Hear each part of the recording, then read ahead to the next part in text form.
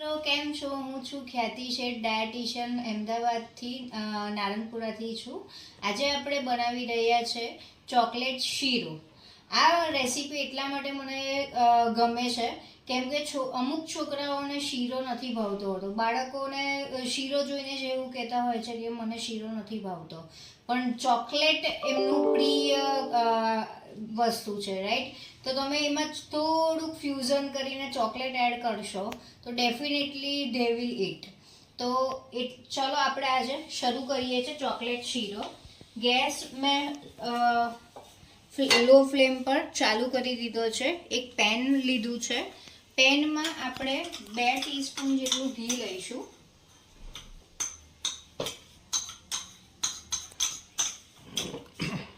આ ઘીમાં રવો શેકવાનો છે. આપણે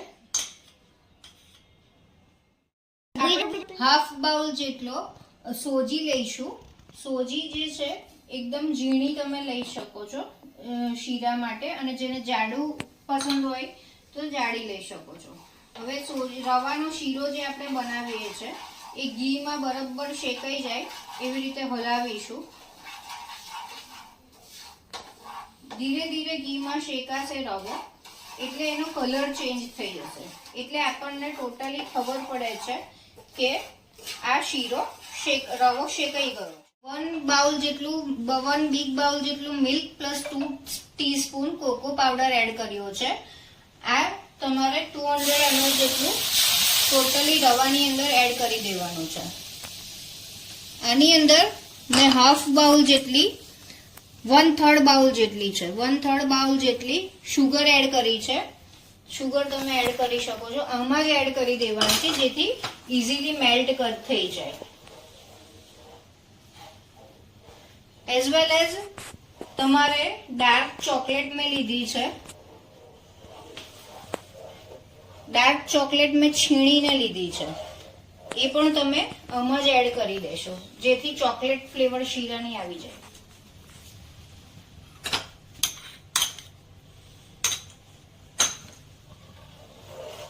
પછી એને હલાવતા રહેવાનું છે જ્યાં સુધી મિલ્ક એબ્ઝોર્બ ના થઈ જાય. મિલ્ક શીરાની અંદર, રવાની અંદર એબ્ઝોર્બ ના થઈ જાય, જાડું ના થઈ જાય ત્યાં સુધી તમારે હલાવતા રહેવું.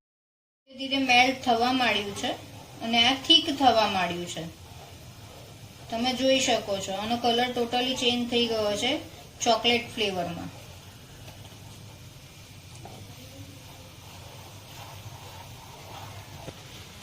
જો ધીરે ધીરે એકદમથી પહેલા કરતા પણ વધારે થીક થઈ ગયું છે. એકદમ એને ટોટલી એબ્ઝોર્બ થઈ જાય એટલે શીરો તૈયાર થઈ જશે. એમાં કોકો પાવડરથી માંડીને બધું જ. આમાં તમારે ડ્રાય ફ્રૂટમાં દ્રાક્ષ છે, કાજુ છે, એલમન્ડ્સ છે, એ બધું જે પણ એડ કરવું હોય તો એ તમે ફ્રીલી કરી શકશો.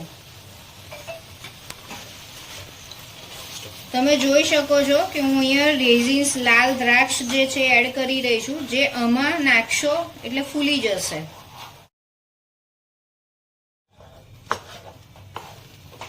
મસ્ત સરસ ચોકલેટી ફ્લેવર આવી રહી છે.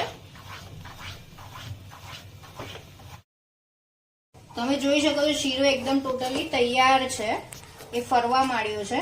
હવે હું આની અંદર એડ કરીશ 5 બદામ અને 5 કાજુ. એ જે છે મેં આમાં ડ્રાયફ્રૂટ જે છે 5 બદામ ને 5 કાજુ કાપેલા લીધા છે અને એ હું અંદર આવી રીતે એડ કરીશ, રાઈટ? અને બીજા આપણે ગાર્નિશિંગ માટે લઈશું.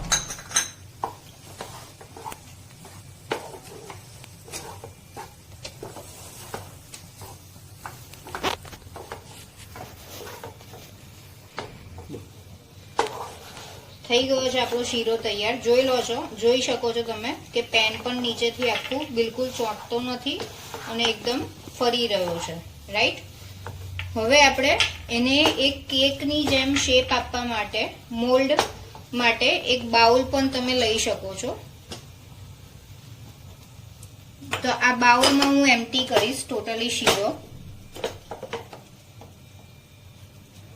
ગેસ બંધ કરી દઈશું અને આ જે શીરો છે એ આપણે એઝ અ મોલ્ડ માટે આપણે આ બાઉલમાં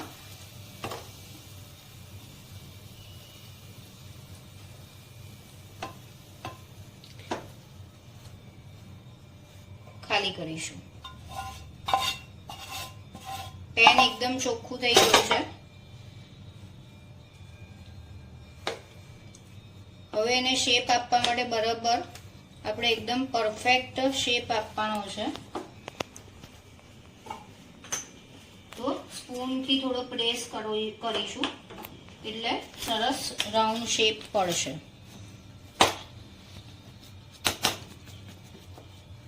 હવે આપણે એને થોડુંક સ્ટીર થવા દઈશું, ઠંડો થવા દઈશું, સ્ટેબલ થવા દઈશું. પછી આપણે એને એક સર્વિંગ પ્લેટમાં મૂકીશું. તો આપણે આને આવી રીતે પ્રેસ કરી દીધો છે. હવે એને આપણે એક ઠંડો પડી જાય એટલે એક પ્લેટમાં એને શેપ આપેલો છે એટલે આપણે એને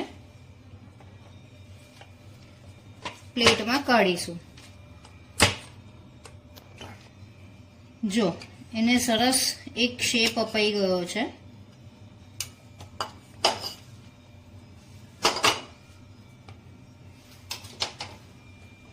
એટલે બાળકો એને સરસ શેપ અપાઈ ગયો છે કેક જેવો. એટલે બાળકોને એવું પણ લાગશે કે કેક બનાવી છે મારી મમ્મીએ મારા માટે.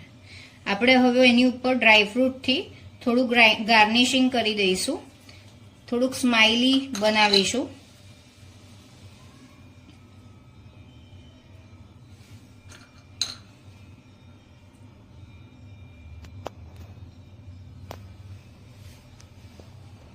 આપણું